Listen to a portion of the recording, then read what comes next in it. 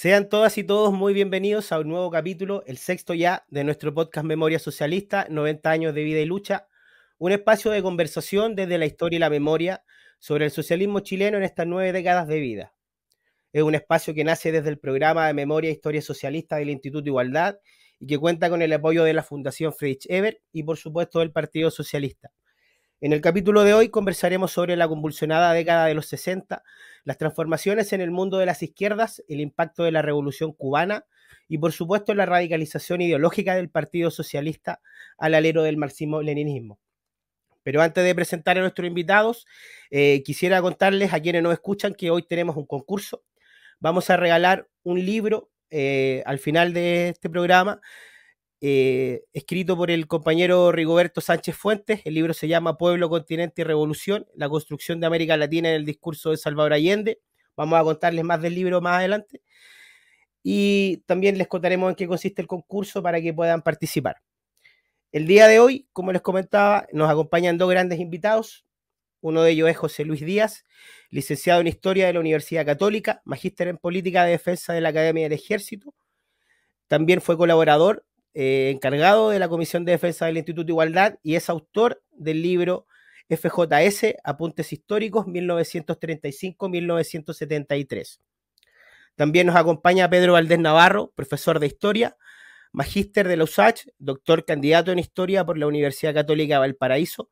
Es integrante del Núcleo de Investigación Memorias de la Resistencia de la Universidad de Valparaíso, UPLA, y es autor del libro El Compromiso Internacionalista, el Ejército de Liberación Nacional, los helenos chilenos, 1966-1971, Formación e Identidad, de LOM Ediciones del año 2018. ¿Cómo están, José Luis, Pedro? Muchas gracias por venir y acompañarnos. Muy bien No, por muchas acá. gracias por la invitación. También reitero la gratitud por la invitación. No, muchas gracias a ustedes, bienvenidos.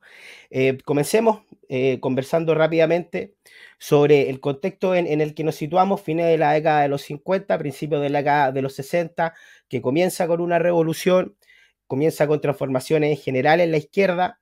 En el contexto chileno estamos hablando de un gobierno de derecha, que luego va a cambiar por un gobierno demócrata cristiano. Se le hacen muy esquivas las elecciones a la izquierda chilena, y dentro de ese proceso el Partido Socialista empieza a consolidar una nueva línea ideológica que por lo menos va a estar presente hasta mediados de la década de los 70. José Luis, ¿podría contextualizarnos en este país, en esta sociedad y en este mundo también? Sí, bueno, yo creo haberlo escuchado también en las versiones anteriores. Lo determinante en términos internacionales es el conflicto este-oeste, o sea, el conflicto entre Estados Unidos y la Unión Soviética, capitalismo-comunismo, en otra versión. Eso que se inicia después de la Segunda Guerra Mundial marca sin duda la década del 60, con algunas características en América Latina, como bien decías, digamos, la Revolución Cubana es un hito, digamos, para la región y particularmente para Chile. Para el Partido Socialista, lo que viene es básicamente después de la unidad, es el trabajar en un gobierno de derecha y después un gobierno reformista, que le quita algunas banderas, que los complica en algunos planos al Partido Socialista y que da cuenta de los desafíos que el partido tiene en relación al proceso de radicalización o de leninización que sufre en los años 60 o que pasa a vivir en los años 60. Sí, efectivamente, bueno, estamos hablando ya de la consolidación de la lógica de la Guerra Fría, que por un lado tiene una dimensión que es bélica, que además es indirecta en el fondo, se da fundamentalmente en el tercer mundo. Hay episodios muy, muy, muy gravitantes también, como la crisis de los misiles, pero también es una Guerra Fría que se da en un plano cultural simbólico muy importante, desde las carreras espaciales, en las Olimpiadas, en el ajedrez, el cine se usa como una vitrina. Me gustaría preguntarte, Pedro, por el contexto de la izquierda o las izquierdas en general, fines de los 50, principios de los 60, la Revolución Cubana, por cierto, genera un influjo muy importante, no solo en la izquierda latinoamericana, sino en la izquierda occidental en general, pero también hay otros conflictos bélicos, armamentísticos que son importantes también. Bueno, la guerra de Vietnam, que comienza en el año 55, va a durar por lo menos 20 años. La guerra de la independencia de Argelia también es muy importante, no solo en la historia de la Francia misma, o la guerra de independencia de Mozambique. Hay una cultura, hay una especie de sentido común de lo bélico. Ya se condena cuando es de carácter imperialista, pero se alaba cuando tiene manifestaciones populares o de izquierda, y también empiezan a emerger nuevos intelectuales, nuevas ideas en la izquierda, Marcuse, Althusser, por lo pronto, a la vez que hay un revival de autores bien clásicos, fundamentalmente Lenin y también León Trotsky. Sí, concuerdo con lo que tú estás planteando. Mira, según lo que yo observo, el hito de la Revolución Cubana en el continente de alguna manera vino a posicionar o a atraer la Guerra Fría a Latinoamérica, ¿sí?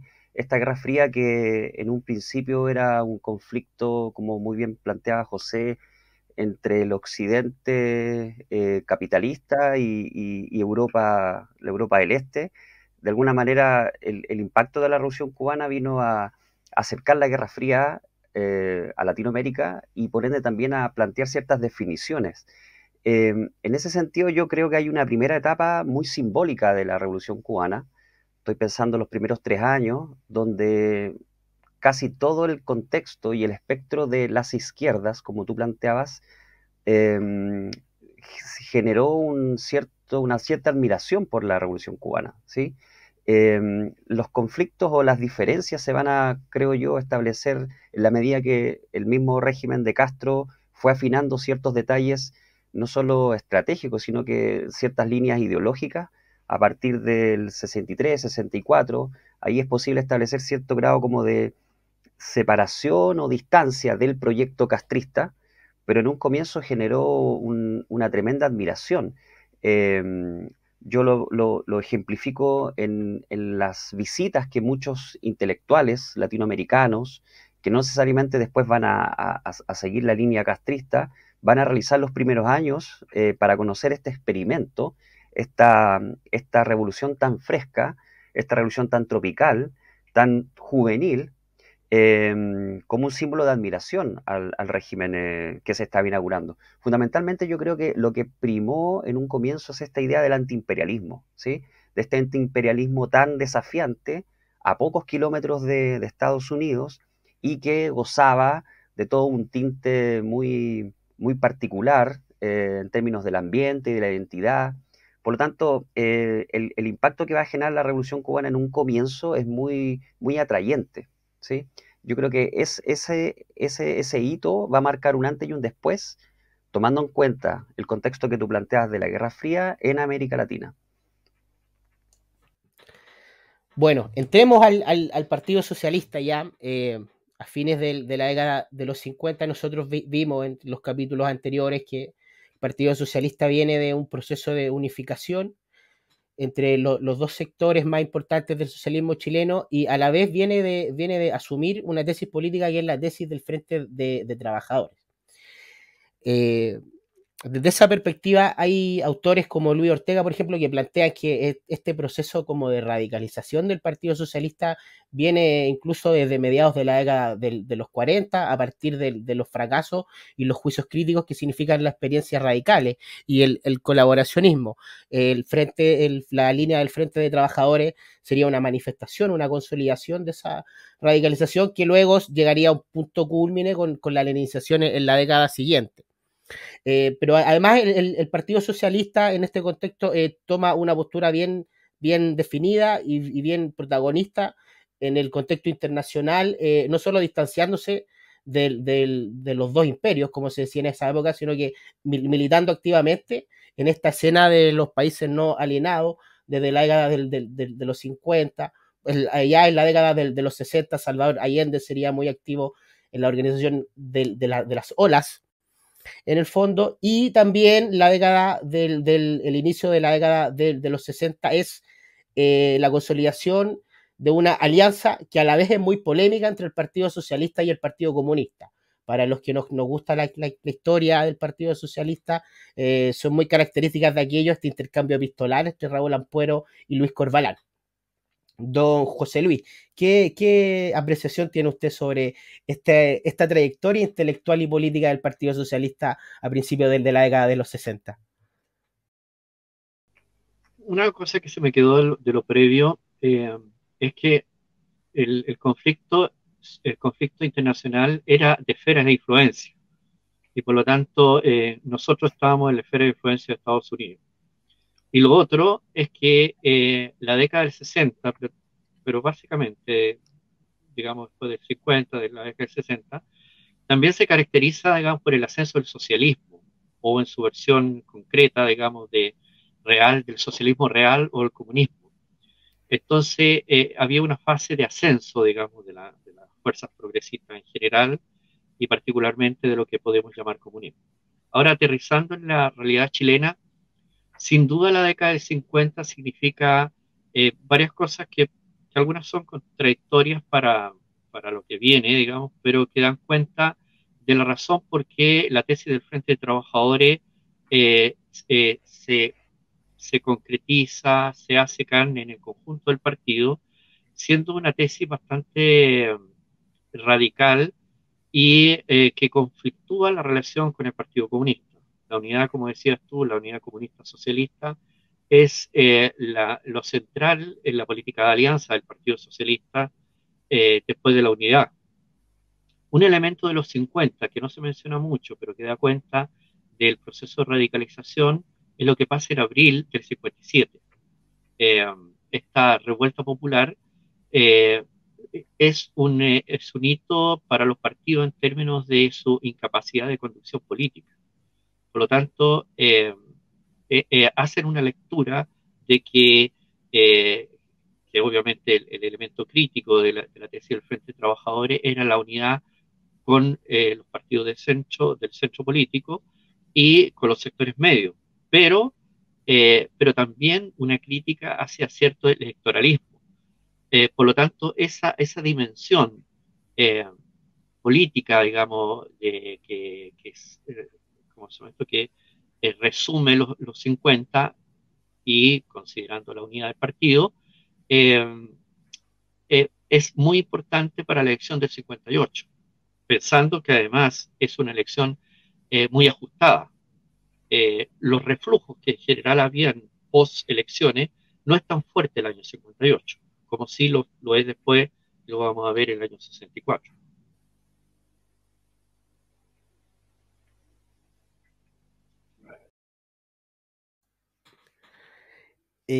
Tú, Pedro, en tu libro también has trabajado este proceso de radicalización. De hecho, cuando tú tienes un capítulo dedicado a esta, desde la perspectiva de los helenos, a esta tradición radical en la izquierda en el Partido Socialista, que tú la comienzas a situar, bueno, desde fines de los 50, principios de los 60, y lo marcas como una trayectoria en el Congreso de Chillán del año 1967. Sin embargo, hay algunos, bueno, hay un congreso anterior, que es el año 65 en Linares, pero además entre el año 65 y el año 67, en el Partido Socialista tiene lugar una conferencia nacional de organización, el año 66.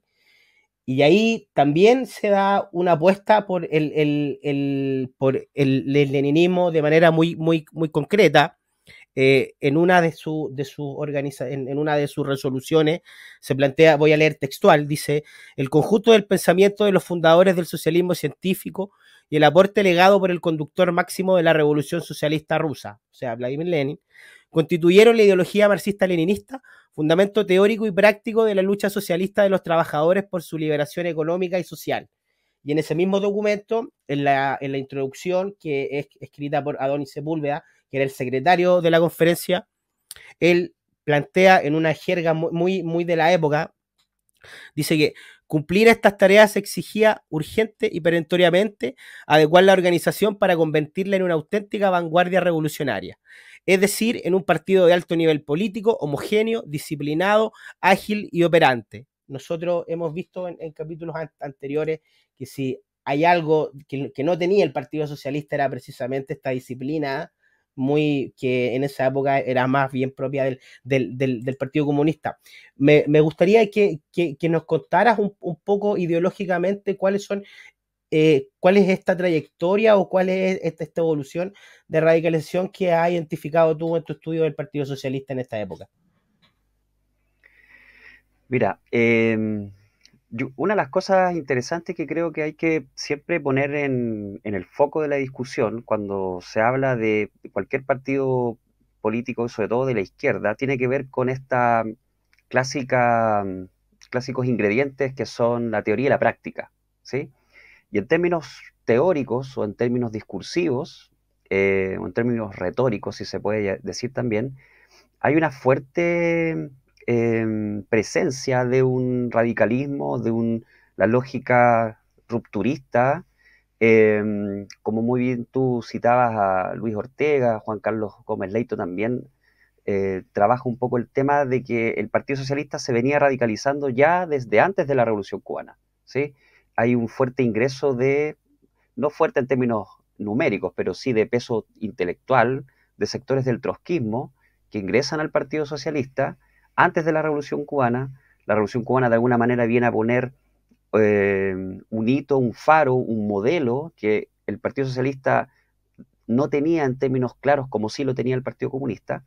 Por lo tanto, lo que vamos a ver durante los años 60 es un acento en esa lógica de la ruptura, de la radicalización, de un discurso muy revolucionario, entre comillas, que se viene acrecentando a lo largo de toda la década de los 60.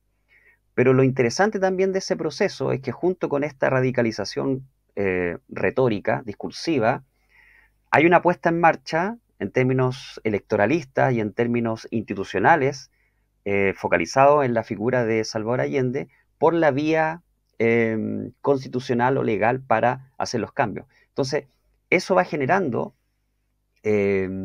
cierto grado de tensión, a mi juicio, que a veces cuando uno plantea estos temas, en la militancia socialista no les gusta mucho esta idea como de que hay cierto grado de contradicciones que estallan de alguna manera en estas escisiones o divisiones o salidas de militantes durante la década de los 60.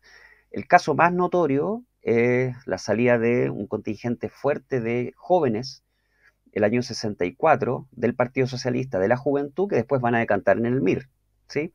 Pero el proceso de crítica a la conducción del socialismo ya se venía desarrollando durante los años 60. El año 61 Oscar Valls sale del Partido Socialista porque precisamente es un partido que no hace lo que dice que va a hacer, digamos, de alguna manera. Entonces, estas dos líneas entre el hacer y el quehacer son muy interesantes porque de alguna manera, pese a estas contradicciones, el Partido Socialista sigue aumentando su masa electoral, sigue siendo un protagonista dentro de la izquierda hasta la concreción, digamos, del triunfo de la Unidad Popular con Allende el 70. Entonces, si bien es cierto, hay un proceso ascendente de un marcado discurso rupturista, también la línea que opta el Partido Socialista es por la canalización de estas demandas en los marcos legales e institucionales, sin romper, digamos, lo que dice que de alguna manera está intentando romper. Sí. Don José Luis, usted tiene un trabajo sobre la juventud socialista desde el año 35 hasta el año 70. Y resulta que evidentemente la década de los 60 es la década en que la juventud irrumpe como un actor social muy importante, tiene nuevos códigos, nuevos lenguajes, tiene nuevas aspiraciones, nuevos horizontes utópicos, tiene una experiencia de vida que no era la de sus padres, tienen mayores expectativas también. ¿De qué manera se vive todo este proceso social, todas estas transformaciones en la juventud socialista que van a ser seguramente uno de las dimensiones del Partido Socialista donde más se evidencia esta radicalización, donde más llega el discurso del leninismo, la experiencia del guevarismo, también que no tiene que ver solo con la validación de la violencia, sino con las formas de ejercer el poder de maneras más horizontales en la construcción del poder popular también. Estas ideas de combatir la burocracia se hacen presentes también. Y además de eso, como señalaba bien Pedro, es un fenómeno que viene desde principios de la década de los 60. La juventud tiene una perspectiva muy crítica de la derrota del año 64, por ejemplo, y cómo desde ahí se empieza a articular un discurso que empieza a desconfiar de esta institucionalidad liberal burguesa. ¿Cuáles son los elementos principales que empiezan a configurar a esta nueva juventud socialista que luego tendría seguramente su punto de mayor coherencia con Carlos Lorca y toda esa transformación organizacional e institucional de la Federación de la Juventud a una juventud socialista? No, sin duda es cierto de que la juventud representa en ese tiempo Federación hasta el 71. La FJS representa claramente el sector tal vez más claro de la radicalización de los años 60. Radicalización que se ve en otros ámbitos, en los adultos también, pero ahí prima un poco más lo que mencionaba Pedro en términos de una retórica, como se ve esto, muy propia del Partido Socialista de los años 60, que es más radical que la práctica. Práctica que se ve que en los dos congresos que se mencionan como de la radicalización, es nombrado secretario general Aniceto Rodríguez, quien no se caracterizaba en toda su trayectoria política por ser un hombre del ala más radical del Partido Socialista. En el caso de la juventud, eh, la radicalización es simultánea a lo que mencionaba, a la frustración que representa el triunfo de la democracia cristiana, del reformismo populista que lo representa, y de todas esas cosas que el partido rechazaba, digamos. O sea, se ve en la democracia cristiana un instrumento del imperialismo norteamericano, de la Alianza para el Progreso. La revolución en libertad tiene sin duda elementos endógenos en la realidad nacional, pero el Partido Socialista enfatiza en ese momento las dimensiones internacionales también. Acuérdense, no sé, el Vaticano II, varios elementos de contexto que dan cuenta que este influjo reformista que representa la DC es un gran desafío para los partidos populares marxistas, digamos, chilenos. En el caso de la juventud, yo diría que se da en términos simbólicos y en términos prácticos. En el caso simbólico, yo creo que permea todo el partido. Pero en términos prácticos, sí la juventud empieza a asumir prácticas que después se consolidan más en lo veleno, como ha trabajado Pedro Valdés y otra gente, pero que sí tienen una expresión, o sea, el asumir ciertas directivas paramilitares, por decirlo así, del partido, que habían sido puramente discursivas inicialmente, pero que después se empiezan a expresar realmente en cosas concretas, en la formación en Cuba y en otros países socialistas, digamos, en ese periodo, a fines de los 60 y principios de los 70.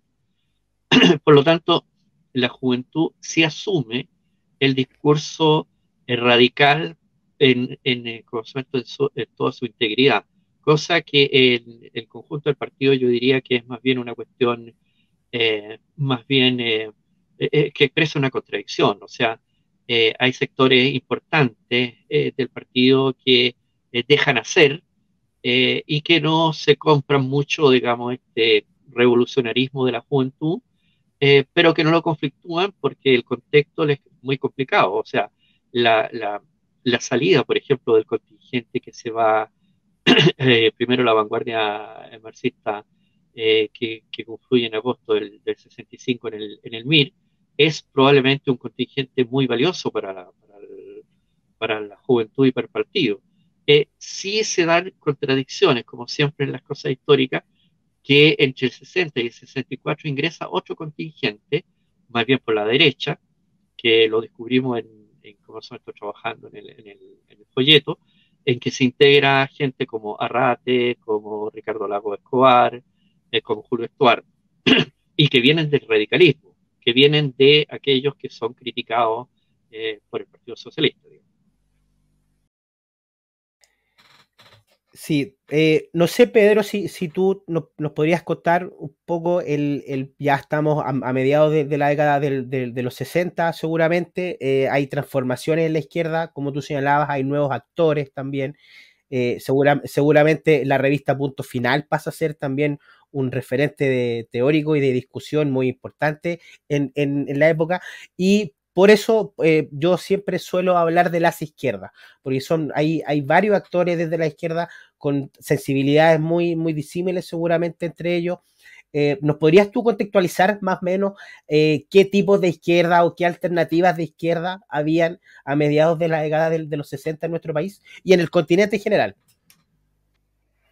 Sí, a ver, en Chile es mucho más fácil identificar porque la conducción del movimiento obrero, del movimiento de trabajadores, de sectores profesionales de la izquierda estuvo casi hegemonizada desde los años 30, entre el Partido Comunista y el Partido Socialista, con todas las divisiones que sufrió el Partido Socialista a mediados de los 40, pero sin dejar espacios a la apertura o al protagonismo de otras izquierdas, ¿sí? Ahí quizás uno podría indagar con algún grado de afinidad quizás en la labor de algunos sectores trotskistas que pese a que no fueron mayoría y no que eran sectores mayoritarios en términos de la representatividad, siempre tenían una constancia, sobre todo en los sectores obreros, en los sectores organizados del sindicalismo, ¿cierto? Uno puede ver un rastro del trotskismo constante que no superaba a la mayoría que tenía el Partido Comunista y el Partido Socialista. Entonces, la hegemonía de la conducción de la izquierda en general, yo creo que no está en discusión el rol que tiene el Partido Comunista y el Partido Socialista. Y en ese sentido, no dejan espacios a otras izquierdas, ¿sí? Quizás la aparición del MIR, que más bien es un proceso de reunificación de las izquierdas, de los militantes que estaban descontentos con la línea del Partido Comunista y el Partido Socialista, viene un poco a jugarle cierto liderazgo en algunos sectores a la izquierda tradicional en un contexto como el que hemos conversado de mucha radicalización. La mayoría, por decir, si no todos, los integrantes del MIR en este primer congreso del 65 tienen una trayectoria previa de militancia en algún momento o en el Partido Comunista o en el Partido Socialista en sus respectivas juventudes, ¿sí? Por lo tanto, yo diría que el panorama de la izquierda chilena es bastante claro, ¿sí? A nivel continental es más complejo porque, por ejemplo, por citar el caso argentino, el peronismo llega a conflictuar, digamos, de alguna manera la conducción del movimiento de trabajadores y a desvirtuar un poco la lógica de las izquierdas. Hay un fuerte trotskismo en Argentina que también fue muy constante y muy trascendente, perdón, en ciertos grados de conducción.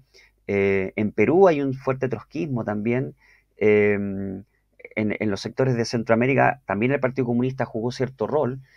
Por lo tanto, yo diría que la línea histórica que mantuvo en el continente los partidos comunistas, es posible rastrearlo a nivel general con las particularidades de cada territorio, dado su especificidad, su identidad, pero de alguna manera deambulan entre la izquierda tradicional, en algunos casos ciertos fenómenos eh, muy particulares como fue el peronismo, y en algunos casos cierta tradición relativamente importante de sectores que provenían del trotskismo. Yo creo que eso uno pudiese observar el panorama a nivel general de las izquierdas.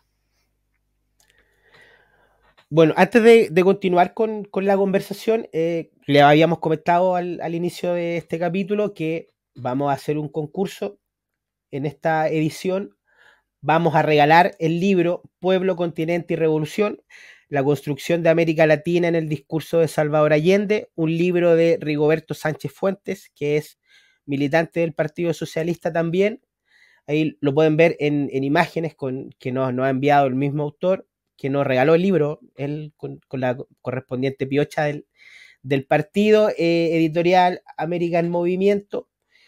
Para ganarse este libro, en el equipo creativo de este podcast hemos pensado que nos gustaría leer, nos gustaría conocer a quienes nos escuchan su interpretación de por lo menos estos 6 capítulos que llevamos. Por tanto, quisiéramos pedirles que en no más de una carilla nos señales cuáles han sido los principales conflictos, tensiones, problemas o contradicciones que ha vivido el partido, o que vivió el Partido Socialista durante sus primeros 40 años de vida.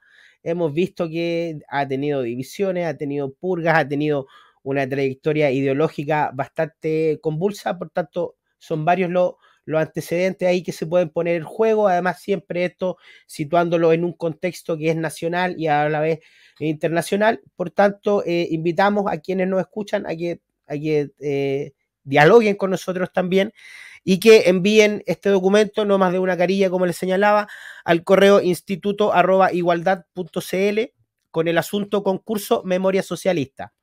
Envían el documento y ahí nosotros los vamos a leer, vamos a seleccionar algunos, vamos a ver si podemos comentarlos también en las próximas ediciones. Así que nada, los invito a que participen porque el libro además está muy, muy, muy interesante, sobre todo en un contexto en que en los próximos meses vamos a entrar de lleno ya a conversar y a dialogar sobre la figura de Salvador Allende, su proyecto político y su significación histórica también. Bueno, volviendo a la discusión, estas transformaciones de la izquierda y el Partido Socialista en general, bueno, evidentemente estamos en el contexto ya a mediados de los 60 en que esta radicalización se materializa en 2 congresos del partido, que han sido además muy manoseados históricamente, se han usado para justificar algunas cosas negativas, para echarle la culpa a la izquierda. Así que desde esa perspectiva está el Congreso de Linares, el año 1965, que evidentemente en lo discursivo, en lo que está escrito, se evidencia cierta radicalización. Voy a leer textual, por ejemplo, respecto al FRAP, a esta alianza política fundamentalmente de comunistas y socialistas, pero también incorporando a sectores medios, a sectores de la clase media progresista.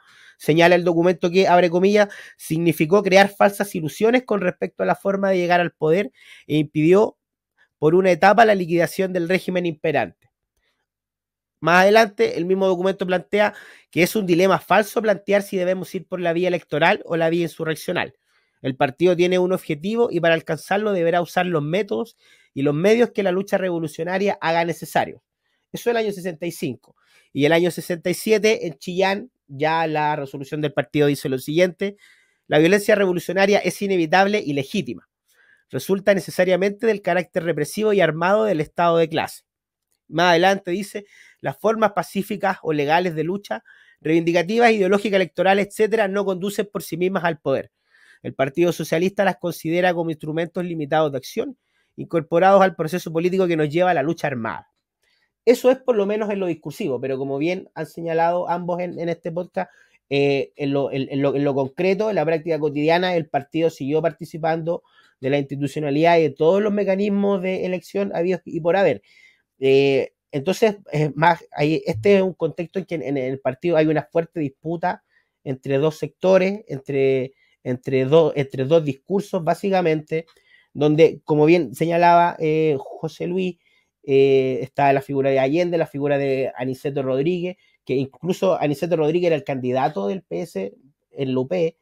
Eugenio González ya había sido rector de la Universidad de Chile, y empiezan a emerger nuevos liderazgos con estos nuevos discursos, que fundamentalmente está encarnado en la figura de Carlos Altamirano, que además tiene una forma de hacer política bastante performática. Él estuvo preso en el año 68, generó una discusión pública, fue muy bullado ese episodio, y seguramente es el personaje, junto con Salvador Allende, más icónico de fines de los 60 en el Partido Socialista. ¿De qué manera ve usted, José Luis, esta disputa o estos nuevos liderazgos que empiezan a pugnar con los liderazgos más tradicionales del Partido Socialista? A ver, los dos eventos que se mencionan con tanta frecuencia, tanto Linares como Chillán, se dan en el contexto en que, como señalaba, el secretario general termina siendo Aniceto Rodríguez, no va a la reelección Ampuero. Eh, ¿Qué señala Linares? Linares, acuérdense, es a mediados del 65. El gobierno democrático cristiano sube, digamos, se eligió en septiembre del 64 y asume en noviembre. Se viene, digamos, desde un momento en que la derrota y el reflujo de la izquierda, y particularmente el Partido Socialista, es muy marcado. ¿Qué se señala, digamos? Se dice agudización de la acción contra la demagogia de C y el reformismo populista. Bueno, una cosa antes. La tesis que se discute en Linares la elabora Adonis Sepúlveda, que, como se ha mencionado, tiene algunos antecedentes del trotskismo.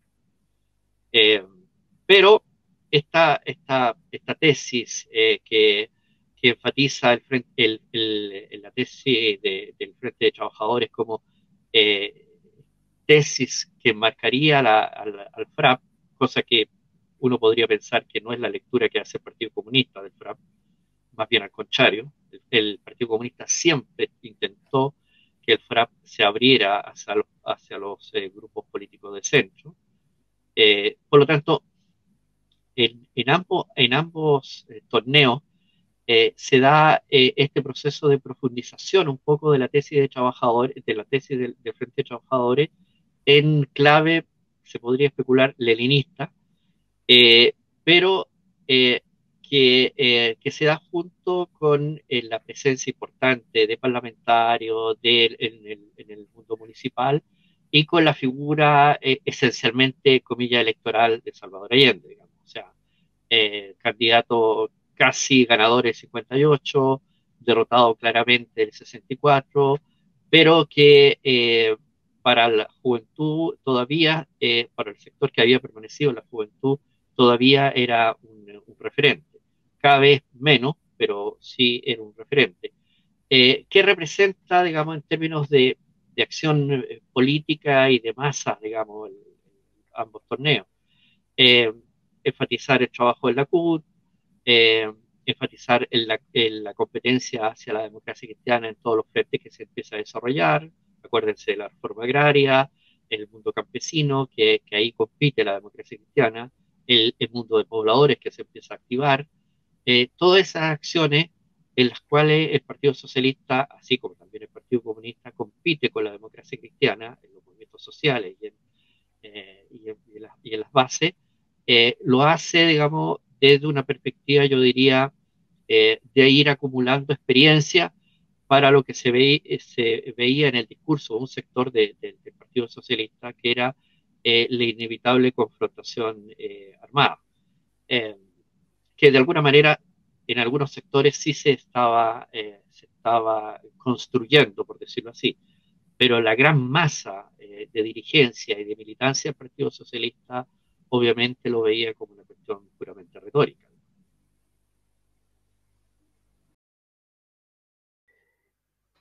Me gustaría, Pedro, que, bueno, con todos estos antecedentes que nos contaba José Luis, con toda esta tensión entre lo discursivo y lo que realmente se hacía, hay una experiencia dentro del Partido Socialista, de la izquierda latinoamericana en general, pero particularmente del Partido Socialista, que es la experiencia de los helenos. Tú tienes un libro sobre eso. Me gustaría que nos contaras de qué estamos hablando cuando hablamos de los helenos.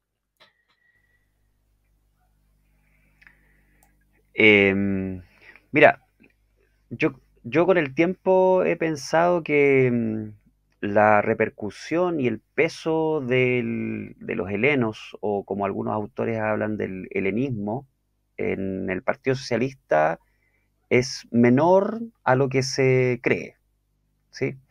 Ahora, el peso no está en el número, sino que está en cierto grado de injerencia en las decisiones o cierto grado de em, hegemonía en algunos espacios de poder dentro del Partido Socialista. Yo creo que por ahí va el peso, digamos, que uno puede otorgarle o adjudicarle al ELN o a los helenos, ¿sí? Incluso después de su disolución en el año 71. Los que eran miembros del ELN, los helenos, de alguna manera siguieron una línea continua de lazos, de nexos, ¿sí? Entonces, por ende también hay que pensar que más allá del peso en términos numéricos, el peso está en dónde se ubicaron y qué es lo que hicieron en esos espacios de poder. Volviendo a la pregunta original, el N chileno es la expresión de el Ejército de Liberación Nacional fundado por el Che, ¿sí? El año 66 en plena selva boliviana.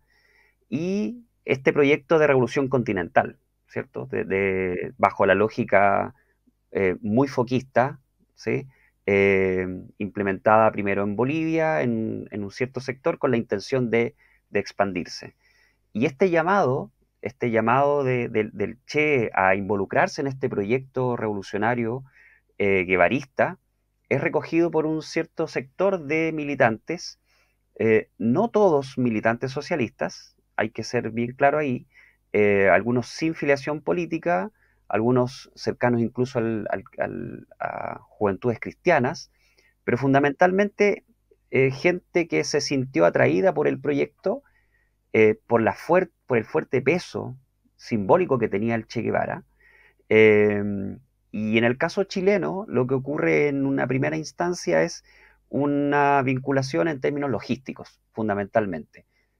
Chile es visto como un espacio de seguridad, como una cierta retaguardia, en donde se podían enviar pertrechos, ciertos elementos de abastecimiento para la guerrilla y o ser también un espacio de repliegue estratégico si es que la experiencia armada hubiese salido mal, digamos, que fue lo que ocurrió, digamos, los sobrevivientes de la guerrilla del Che salen por Chile.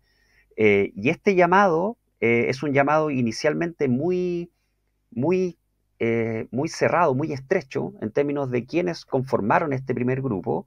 Eh, yo ahí tengo la certeza, más que otros textos que hablan de la figura del Mocatalán, a mí me parece que la figura central o la figura inicial, por decirlo de alguna manera, es Jaime Barrios Mesa.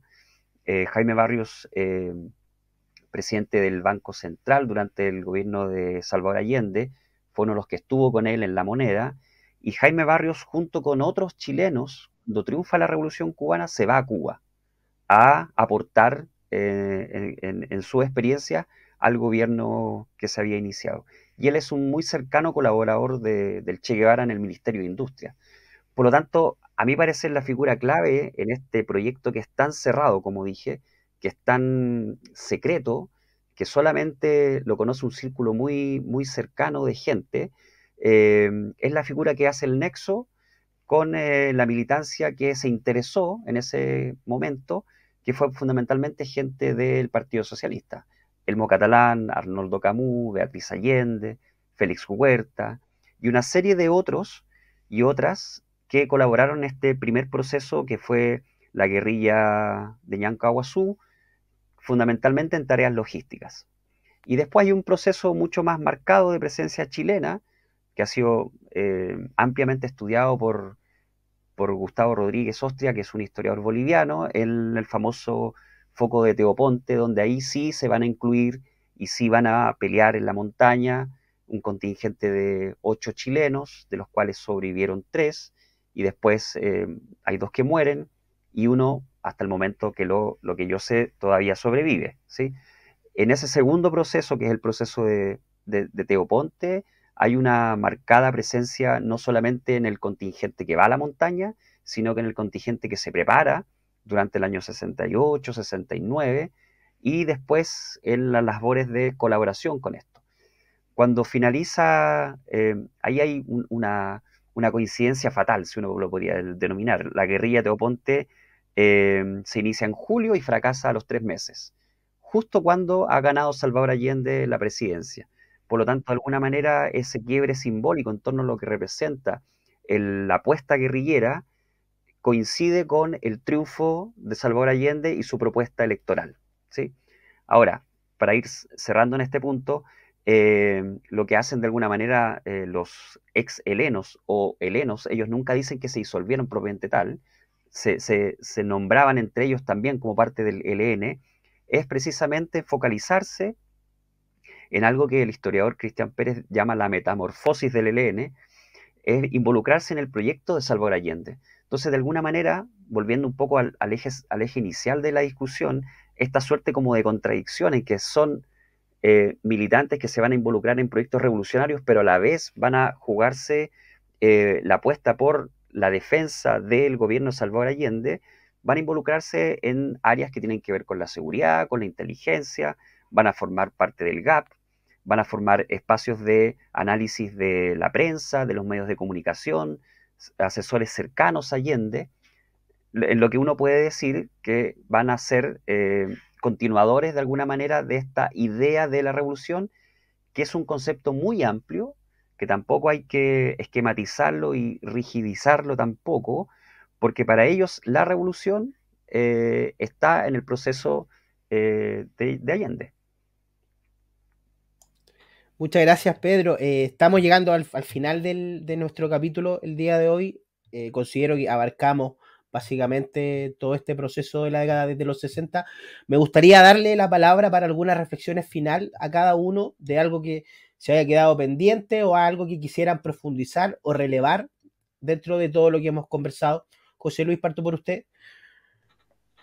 A ver, bueno, señalar que el Partido Socialista en los años 60 sin duda sufre un proceso de radicalización de signo leninista, por decirlo así. Eh, pero es una radicalización que se da en un partido con muchas características nacionales populares, en términos generales, y con la singularidad que es el Partido Socialista de Chile. O sea, más allá de la declaración del 83, del programa del 47, el Partido Socialista de Chile yo creo que realmente es un partido singular en la región. Es un partido pluriclasista, cosa que los 60 no querían serlo. Es un partido plural ideológicamente, cosa que también era resistida, digamos, eh, por eficacia, digamos, en los 60, por el núcleo este que empieza a conducir. Creo que en los 60 hay un cierto proceso, digamos, que tiene orígenes en el Partido Socialista, pero sí a la vez representa una cierta distorsión de su ideario y de su práctica política. Eh, pero en la realidad de un partido como el Partido Socialista de Chile es muy plural en términos sociales, políticos, pero también en términos ideológicos. No visualizar así los 60 yo creo que es injusto con la gente que hizo ese proceso, pero también es injusto con respecto a los periodos previos del Partido Socialista, que en algunas épocas fue muy exitoso y que contribuyó también al progreso de este país. Eso. Adelante, Pedro. Gracias, Nicolás. Sí, en base a todo lo que hemos estado discutiendo, lo que ha aportado José Luis y también tú, Nicolás, a mí me da la sensación de que si el Partido Socialista hubiese tenido otro discurso, no acorde al contexto, porque de alguna manera uno puede pensar que el contexto a nivel nacional, continental y planetario, durante los años 60 es abiertamente conocido, se radicalizó, se volcó hacia la idea de la revolución y el Partido Socialista en términos discursivos apostó por eso.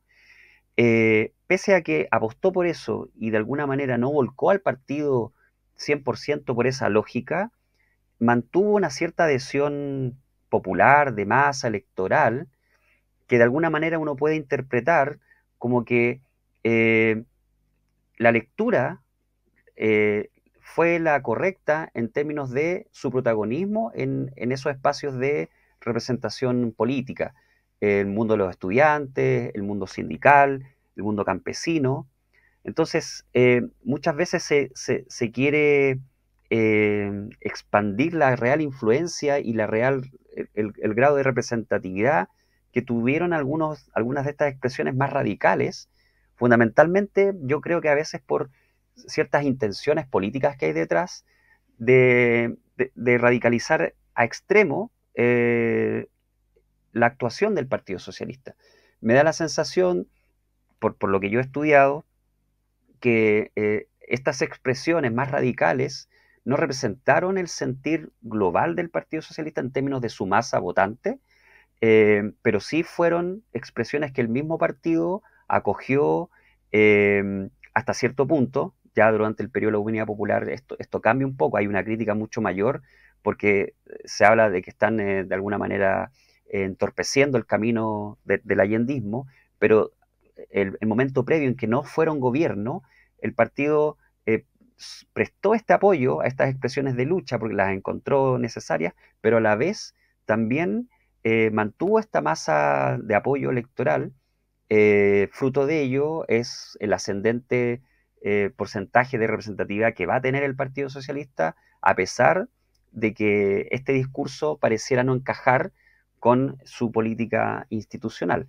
De alguna manera yo creo que también es un elemento a poner en la discusión en términos de la evaluación que se hace de este partido tan importante dentro de la historia de la izquierda en Chile.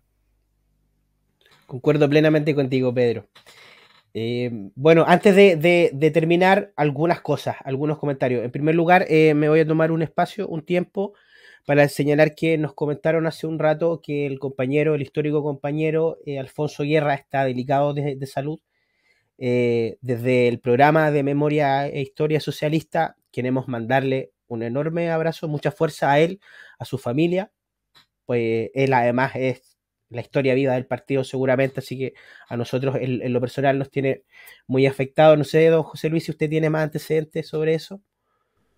Sí, está en el hospital, lo están interviniendo en el hospital de El Salvador, está muy delicado de salud, así que le mandamos un saludo acá, que de fuerza, digamos, espero que pueda salir de esta.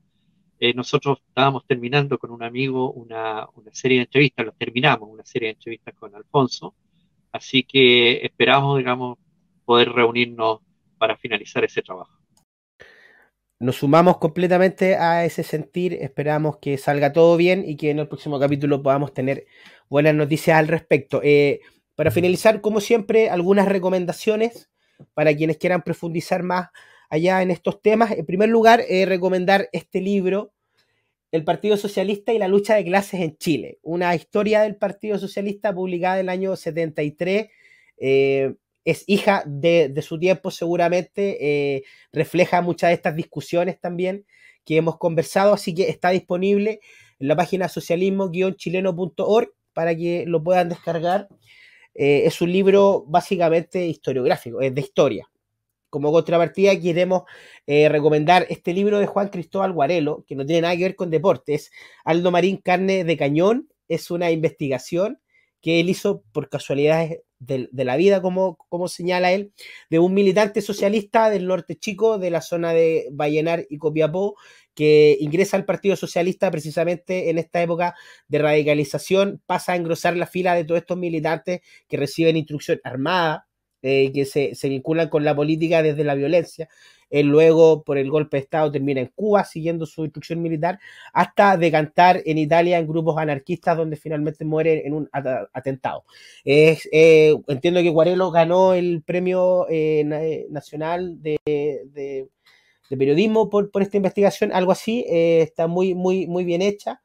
Se la recomendamos porque es una historia muy, muy agradable y yo creo que va a repasar buena parte de lo que hemos conversado hoy desde la vista, desde la perspectiva de una persona en particular. Y por último, quisiéramos recomendar una película mexicana del año 89 que se llama Rojo Amanecer. Es una película que retrata los sucesos ocurridos en octubre del 68 con la matanza de la Plaza de las Tres Culturas en Tlatelolco. no la quiero spoilear, pero básicamente está enfocada en una familia donde viven, son parte estudiantes que participan en esa jornada. Es una película que transcurre dentro de un departamento, tiene un trabajo psicológico muy, muy importante, pero también se describen todo este contexto de movilización, radicalización y transformaciones en los pensamientos de izquierda de la época. Así que nada, solo me queda agradecerle a José Luis, a Pedro por haber estado con nosotros, agradecerles por el interés por participar, tuvieron siempre la mejor disposición para estar en este espacio, así que nada, las puertas del espacio de memoria e historia socialista van a estar siempre abiertas para ustedes, para realizar proyectos si quisieran, y le agradecemos nuevamente a nombre de toda la militancia del Partido Socialista por conversar con nosotros de estos temas en un año que nosotros celebramos por una parte los 90 años de vida del partido y por otro lado ya los 50 años del golpe de Estado. Así que muchas gracias a los dos. No, gracias a ti. Gracias, Nicolás, por la invitación. Y por último, agradecer a todo el equipo que trabaja conmigo, a Davor Mimisa en la producción, a Ramiro Leiva desde el diseño, a Fernando Kraus y Francisco Melo desde el Instituto de Igualdad y a Tomás Vivanco en la difusión y promoción de todos estos contenidos. Los dejamos invitados a los próximos capítulos, ya entraremos de lleno en el contexto del gobierno de la Unidad Popular y el golpe de Estado. Así que están todas cordialmente invitados a seguir escuchándonos. Muchas gracias, buenas noches. Gracias, buenas noches.